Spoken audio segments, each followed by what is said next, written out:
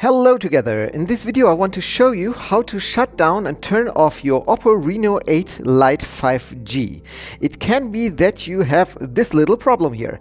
If you just press the shutdown button, then the Google Assistant starts and then you can talk with the Google Assistant. But perhaps you just want to restart your phone or just shut it down. So here is a really big problem because you cannot see what you can do just to shut it down.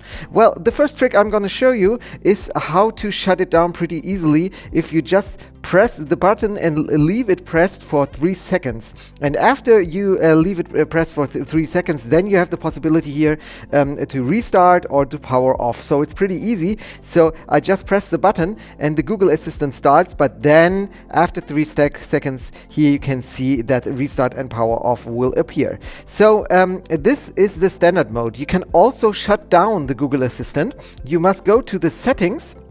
And when you are in the settings, you go to system settings.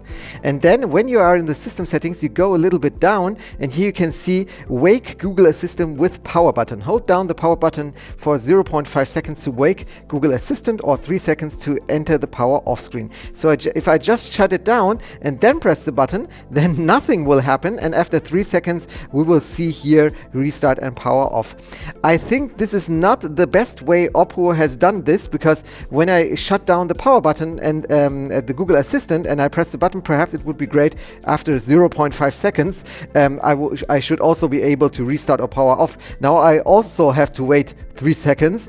I don't think that makes pretty much sense, but okay, my Google Assistant now is shut down. You can always activate it like you want to have it. Okay, this is how you power down and restart your phone on the OPPO Reno8 Lite 5G. I hope this video helped you a little bit. If yes, please give me a thumbs up, subscribe to my channel, and we'll see us the next time.